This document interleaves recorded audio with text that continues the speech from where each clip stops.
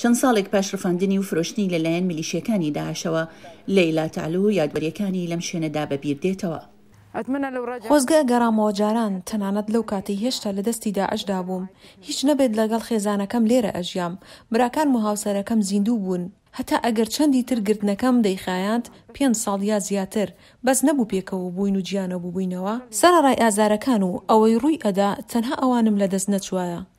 لەیلا لە ساڵی 2014 ڕفێندرا بوو و بۆ مەبەستی سێکسی کۆیلایەتی پێکرا بوو. داعش زۆریان لە خۆی و هاوسەرەکەی کردبوو ئاینیان بۆ ئیسلام بگۆڕن. لەم ژوورە من و هاوسەرەکەم ئەژیاین. لەیلا خۆی و خێزانەکەی و خزمەتکار لای داعش وەک ئێزیدیەکانی تر کاریان پێدەکرا، بە دوای ئەوەشدا وەک کۆیلەی سەکسی فرۆشرا. داعش تەعەدای ناموسیان کردبووە سەر بە سەدان کچ و ژنی ئێزیدی کە بە جۆرەی ڕمایەکانی ڕابەرایەتیان پیادەیان دەکرد. هەموو ئەم خانوانە خێزانی ئێزیدی تێدا بوون و لێرە ئەژیان. هەرچەندێکە بە جۆرەی لێکۆڵەڕان لە ئایدۆلۆژیای ئەو گروپە ئەم ڕەفتارانەی داعش نایاسایی بوون لە سەردەمی شەڕەکانی مۆدرندا. نمونەی داعش لە هیچ شتێکی تر ناچێت چونکە بناغەیەکی ئاینی هەیە، بەڵام بە درۆدەلەسەوە دیاردەی کۆیلایەتی و دەستدرێژیکردنە سەر ناموسی ژنان، ئەوە جیاوازیەکی بنەڕەتیە کە سیستماتیکە. کاریکردین و فرۆشتنی ژنانی ئێزیدی لە بازاری کۆیلایەتی ئەنجام دەدرا و بە قازانج مامەڵەیان پێوە دەکردن.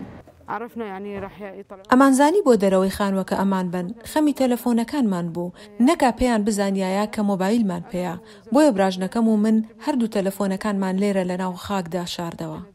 لەیلا پێشەوەی لە دەست داعش ڕزگاری بێت سەرەتا بە پزیشکێکی عێراقی فرۆشرا بوو کە دوای 3 ڕۆژ بە دیاریدایە هاوڕێیەکی، لە دوایی دابوو بە مڵکی عەبدوڵڵا پزیشکێکی تری عێراقی کە بۆ 8 مانگ گلی دابووە، پاشاندا بە 6,000 دلار بە پیاوێکی سەعودی داعشی فرۆشرا کە بازاری خۆی لە ماڵەوە کردبوو و لەسەر هێڵی ئینتەرنێت ژنانی دەکڕی و دەفرۆشتەوە، پاش ماوەیەک بە پیاوێکی تری سەعودی بە ناوی ئەبوو حەمزەوە فرۆشرا.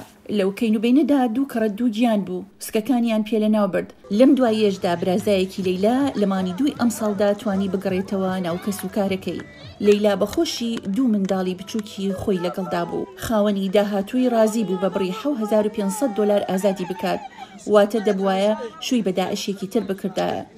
خۆشبەختانە لە کۆتاییدا لەیلا و منداڵەکانی توانیان لە ناوچەی داعش قوتاریان بێت، بەڵام لە ڕێی قاچاقچیەکانەوە کە بڕی 19,500 دلاریان لە خێزانەکەی وەرگرت.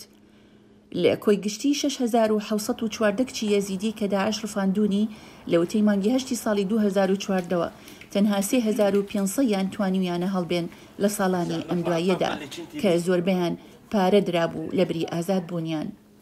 هێشتا چارەنووسی زیاد لە 2,900 ئێزیدی دیار نییە کە 1,344 یان کچان و ژنانن.